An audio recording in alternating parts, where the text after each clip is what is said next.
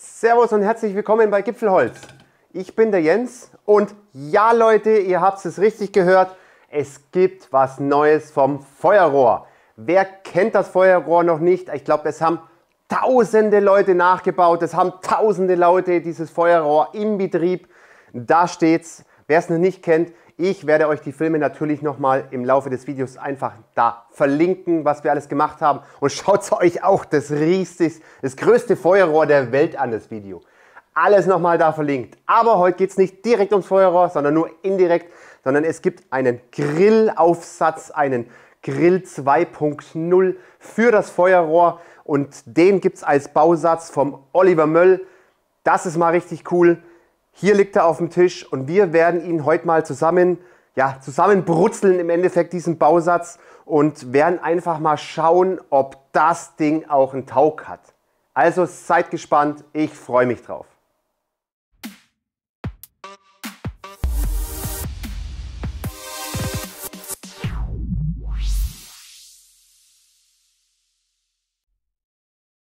Ja Leute, schreibt es doch mal unten in die Kommentare rein, wer von euch besitzt denn schon ein Feuerrohr oder wer von euch möchte gerne noch eins haben, hat es aber noch nicht geschafft oder wie auch immer. Schreibt es mal alles unten in die Kommentare rein und vor allem noch am Schluss, wenn wir das Ding zusammengebrutzelt haben, diesen Grillaufsatz, dann könnt ihr auch mal reinschreiben, wie ihr das Ganze findet. Würde mich mal echt interessieren. Ich bin ja selber jetzt mal gespannt, wie das Ganze funktioniert.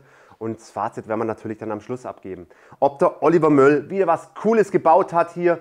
Und da bin ich echt drauf gespannt.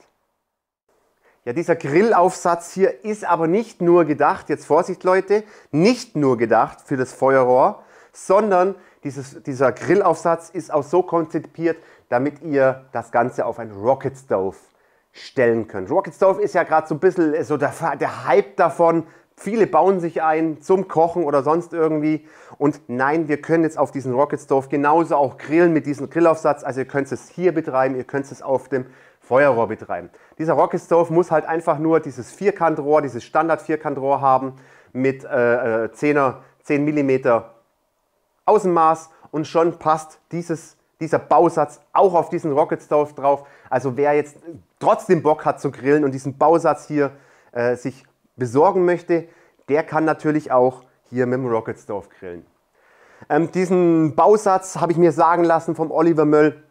Den gibt es als Bausatz, den gibt es auch fertig. Also wer jetzt hier kein Schweißgerät hat oder sonst irgendwie Möglichkeit hat zum Schweißen, der kann sich das Ganze auch schon fertig beim Oliver Möll bestellen. Link ist unten natürlich in der Videobeschreibung. Jetzt seht ihr mal hier auf dem Tisch ganz viel Metall liegen. Super, okay. Also das ist alles passgenau gelasert. Wir haben hier Nippel dran. Wir müssen es nur noch zusammenstecken im Endeffekt und zusammenbrutzeln. Wir haben hier oben diesen Träger, wo die Platte dann drauf kommt. Wir haben Griffe mitgeliefert, die Seitengriffhalter. Wir haben hier die Seitenwände, die sind auch fertig gelasert im Endeffekt. Richtig toll. Wir haben die Grundplatte und wir haben noch ein dickes Ofenrohr, wo es dann drauf stehen wird. Jetzt bin ich mal gespannt. Ich habe es mir vom Oliver Möll erklären lassen, wie das Ganze funktioniert. Das möchte ich euch natürlich jetzt zeigen. Wie gesagt, ich habe es selber noch nicht zusammengeschweißt, aber das werden wir gemeinsam schon hinkriegen. Jetzt noch ein kleiner Hinweis für alle Feuerrohrbesitzer. Ihr kennt das ja, euer eigenes Feuerrohr als Bausatz, als Fertigfeuerrohr, wie auch immer ihr es gemacht habt oder selber geschweißt habt. Jetzt ist es eine Sache, die wir beachten müssen dabei. Das schaut ja auf der Kamera richtig krass krumm aus. Wahnsinn. Also dieses Ding ist eigentlich im Wasser, aber das ist jetzt die Perspektive. Das lässt es so krumm erscheinen. Nee Leute, es ist im Wasser, also keine Angst, es ist richtig. Ha, geil. Nee, okay, auf jeden Fall geht es nämlich genau um diesen Halter hier, um den Glasrohrhalter. Denn der sollte maximal 50 cm hoch sein. Das müsst ihr jetzt beachten, wenn das nicht der Fall sein sollte, irgendwo, weiß Gott, wo der eurer da oben ist oder hier draußen ist, dann müsst ihr ihn einfach nochmal umschweißen, damit es dann am Schluss dann auch wirklich zusammenpasst. Jetzt habe ich mich schon mal umgezogen, jetzt wird es gleich mal richtig warm. Und zwar der erste Schritt, der wird sein, diese zwei Winkel, haben wir zwei solche Nippel dran, die werden wir jetzt einfach zusammenstecken und diese zwei Winkel einfach mal zusammenbraten. Und danach könnt ihr gleich mal, das habe ich schon mal vorbereitet, hier habe ich einen 11,5 cm hohen Holzklotz. Ihr könnt auch irgendwas anderes verwenden. Hauptsache, dieses Vierkant passt dann am Schluss auf dieses Holzstück drauf, weil das braucht man nämlich dann nicht als Halter im Endeffekt. Deshalb könnt ihr das auch schon mal vorbereiten und wir legen jetzt erstmal los, dieses Star hier zusammenzupuzzeln.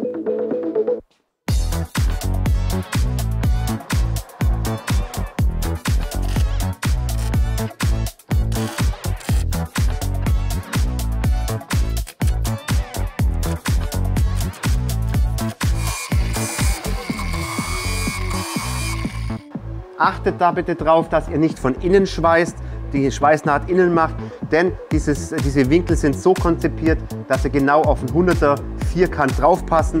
Also solltet ihr das Ganze mit dem Rocket Stove betreiben, nicht von innen schweißen, sondern nur von außen hier schön zusammenbrutzeln, ein bisschen abschleifen, fertig. So Leute, das Vierkantteil ist fertig. Der Klotz ist unten drunter, 11,5 cm, den stellt man jetzt da drauf. Dann braucht es jetzt am besten 2 Magneten, damit die Sachen nicht wegrutschen. Nippel auf die Aussparung drauf. Und jetzt könnt ihr nur einen bestimmten Winkel ja damit erreichen. Und zwar ist es jetzt so, wir werden das Ganze jetzt hier versuchen hinzulegen. Jetzt haben wir hier oben, brauchen wir ja diese 90 Grad. Und jetzt ist es wichtig, dass ihr die Innenkanten von diesen beiden Seiten hier aufeinander bekommt, dass ein kleines V entsteht. Also jetzt nicht drauflegen diese Platte hier, sondern ihr braucht diese Innenkanten, damit ein V entsteht. Ich hoffe, wisst, was ich meine. Und das werden wir jetzt versuchen, mal irgendwie hinzukriegen. So, jetzt haben wir das Ganze mal ausgerichtet. Magneten sind auch dran. Jetzt werden wir hier einfach nur mal 2 Punkte setzen. 1, 2 und werden dann da drüben weitermachen.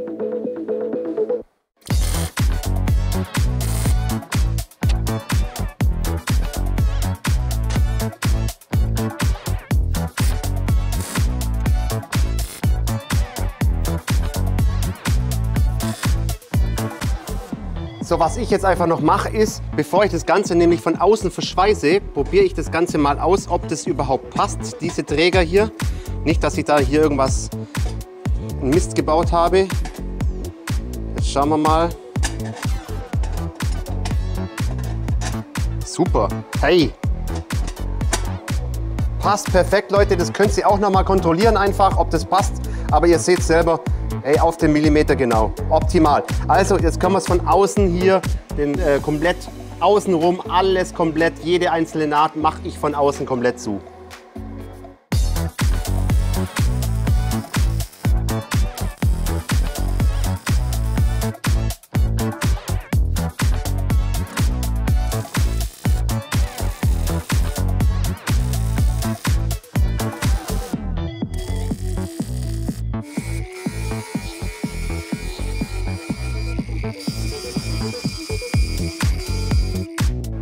So, jetzt haben wir das Ganze noch ein bisschen verschliffen, dass es jetzt hier die Kanten noch schön ausschaut. Also es passt jetzt von dem her.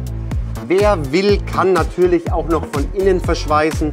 Aber ganz ehrlich, das hat hier schön durchgedrückt hier, die Schweißnaht. Da ist überhaupt kein Problem. Ich werde drinnen nicht schweißen, denn es hier ist ja dann das Auffangbecken fürs Fett im Endeffekt.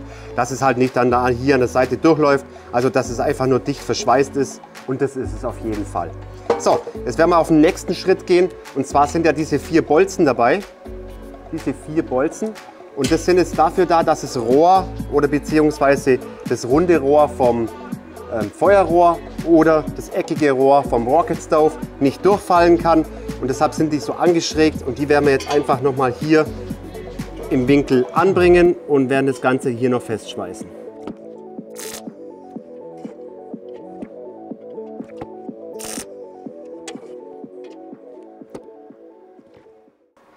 So, der Schritt ist erledigt mit dem Festschweißen der Halter unten. Jetzt habe ich schon mal diesen Plattenhalter eingelegt, denn wir kommen zu den Holzgriffen.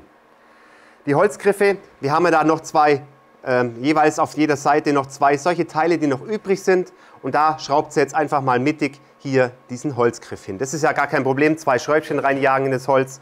So, jetzt kommen wir aber zu dem, was ich euch sagen will. Für die Leute, die hier noch selber Holzgriffe hinmachen wollen und das Ganze vorher noch nicht zusammengebaut haben, Leute, passt darauf auf, der Holzgriff muss mindestens 12 cm Abstand haben, weil sonst haben wir hier ein Problem mit diesen Haltern hier, sonst passen die nicht mehr rein. Also, legt es am besten rein beim Schweißen, punktet das Ganze einfach links und rechts fest, dass da noch ein bisschen Abstand ist, so wie hier, und dann könnt ihr das Gitter wieder rausnehmen. Das hier wieder rausnehmen und könnt die Griffe ganz hinschweißen. Also werden wir das jetzt auch noch mal machen und erstmal noch den zweiten Holzgriff zusammenbauen.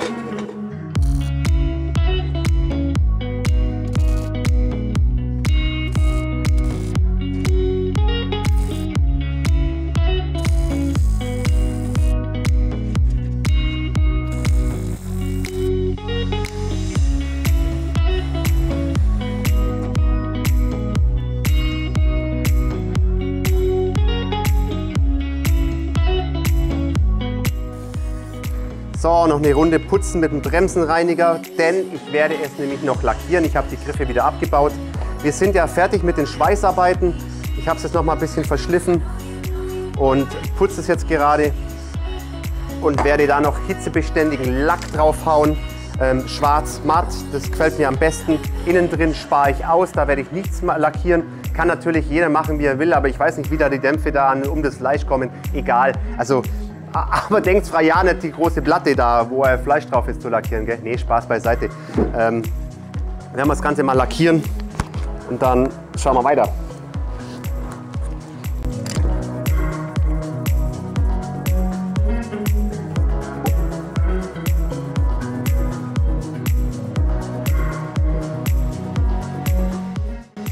So, Platte oben drauf, Versuchsaufbau, ob alles passt, und es passt alles perfekt. Na, was sagt ihr dazu? Schaut doch schon mal richtig cool aus, das Ding, aber ich hoffe, das funktioniert auch so richtig cool.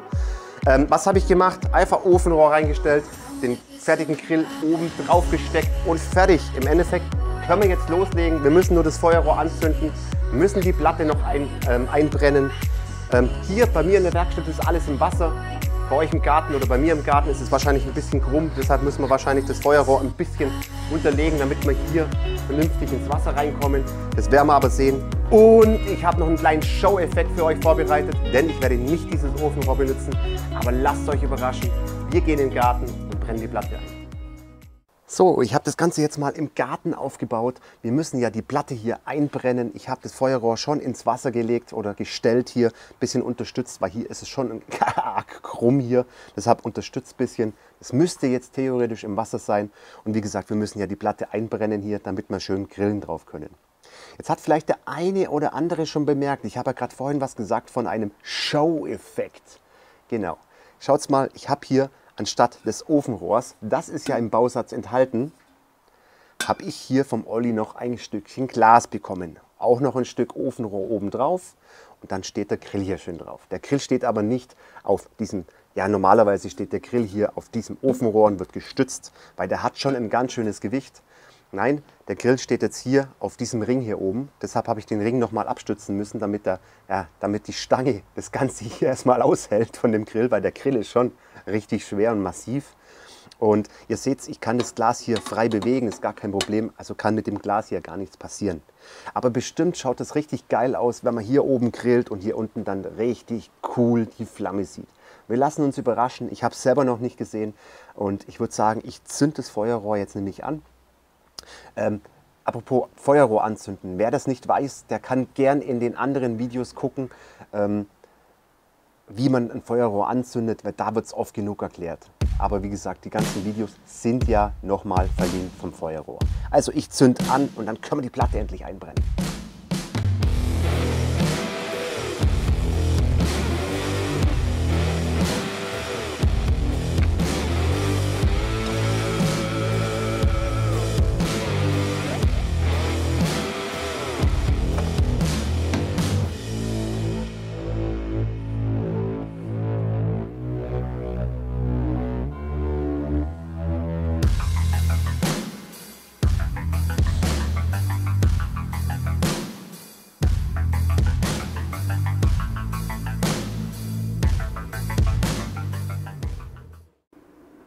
Ach, schaut's mal Leute, ist das nicht geil, oder? Das meinte ich mit diesem Show-Effekt hier. Ich habe es mir schon mal bequem gemacht hier. Und die Zeit muss ich ja irgendwie überbrücken bis zum Grillen, denn das Einbrennen wird schon eine Weile dauern hier.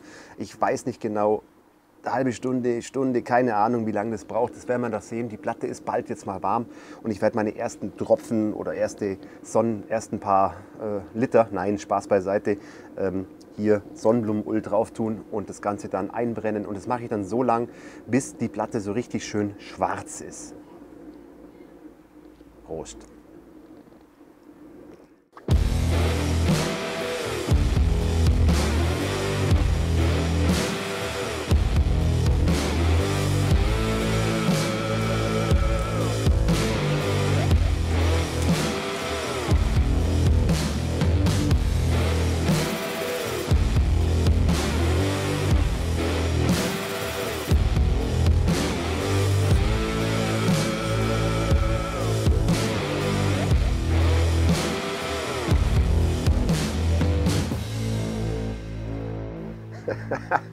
Leute, ich hoffe, ihr habt genug Bier beim Einbrennen, denn das Einbrennen dauert echt lang und das muss man echt nur einmal machen, bis die Platte einmal eingebrannt ist, aber es dauert wirklich lang.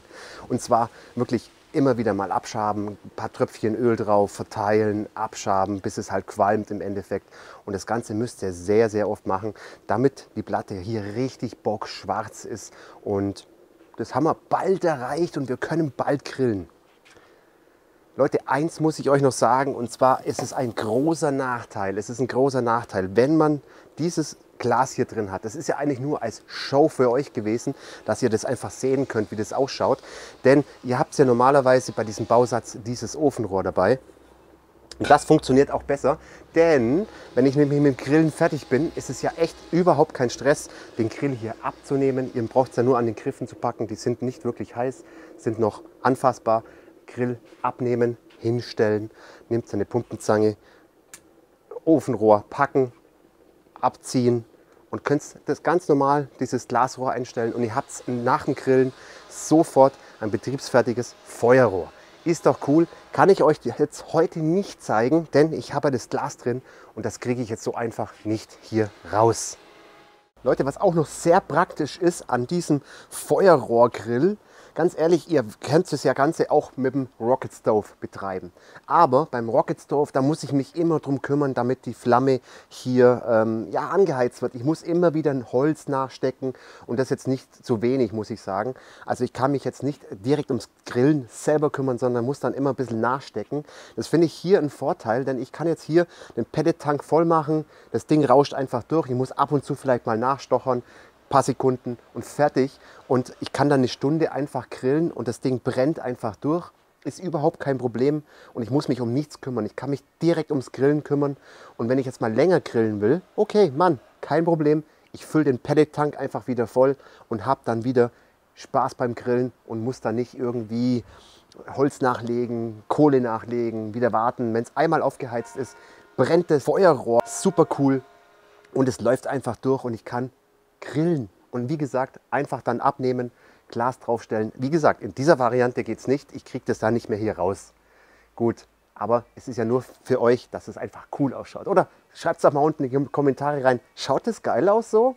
Prima. Aber wie gesagt, hiermit funktioniert es definitiv besser.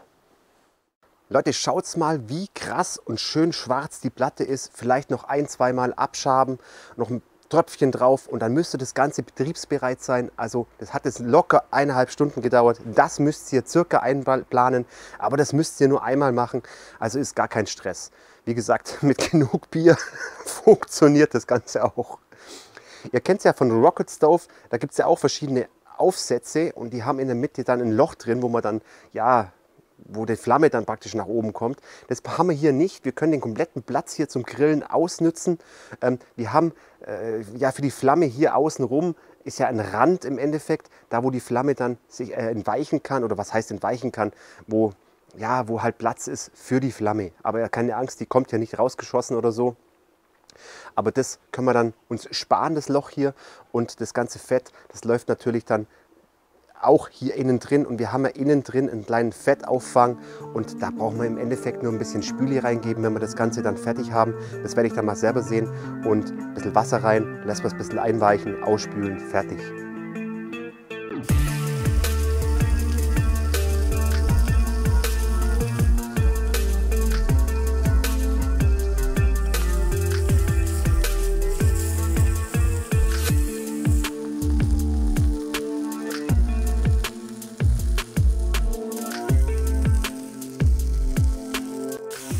Leute, schaut's mal, wie geil ist das denn? Es funktioniert einfach nur richtig geil und mega. Es macht richtig Spaß. Vor allem, ich muss mich nicht ums Feuer hier kümmern oder sonst irgendwas. Ich muss mich nicht um den Grill kümmern. Hier nachheizen. Nee, es funktioniert. Ich hau da einfach Pellets rein und fertig. Also ich finde es echt mega. Oliver, du hast da echt ein geiles Ding rausgebracht. Ich bin mega begeistert an alle Feuerrohrbesitzer. Dieses Ding gibt es als Bausatz oder ihr könnt es auch fertig kaufen. Es passt nicht nur aufs Feuerrohr, sondern einfach auf einen Standard Rocket Stove mit einem 100er Vierkant passt es genauso drauf. Aber ganz ehrlich, mit dem Rocket Stove muss ich immer nachlegen. Ach ja, mein Gott, ich bin ein bisschen faul und deshalb macht es hier mehr Spaß, weil es einfach gut funktioniert. Also Oliver, richtig top und schaut bei ihm auf die Homepage vorbei, denn ich werde es hier unten in der Videobeschreibung einfach mal verlinken. Da gibt es diesen Bausatz und vielen Dank, Olli, für dieses coole Ding. Ich freue mich richtig drüber. Aber ich muss dazu sagen, ihr bekommt dieses Ding hier, diesen Aufsatz mit diesem Ofenrohr, denn das hier mit diesem Glas war nur für euch ein kleiner Show-Effekt. Es funktioniert nicht wirklich gut. Ich sage jetzt mal so, ich kann jetzt hier nichts mehr abbauen. Ich kann jetzt nicht hier einfach das Glas reinstellen nach dem Grillen, sondern ich muss es einfach ausgehen lassen, das Feuerrohr, und kann dann erst das Glas rausnehmen. Außerdem, ja genau Leute, muss ich gleich mal holen, ist mir auch gleich mal hier ein Glas zerbrochen. Das ist das zweite Glas, was ich hier schon versuche. Also das ist noch nicht wirklich ausgereift. Das ist ja auch nicht zum Verkaufen gedacht, gerade momentan. Aber vielleicht müsst ihr mal ab und zu mal beim Olli auf die Homepage vorbeischauen. Vielleicht wird er ja irgendwann mal was bringen, wo so ein Glas hier mit verbaut ist oder vielleicht als Option zum Bestellen. Leute, ich würde sagen, wenn es euch gefallen hat, lasst doch bitte einen Daumen da, schreibt in den Kommentare rein, wie ihr dieses Ding hier findet. Ich finde es richtig geil und ich würde mich freuen, wenn wir uns das nächste Mal sehen, wenn es heißt Servus durch Gipfelholz und Servus aus dem Allgäu.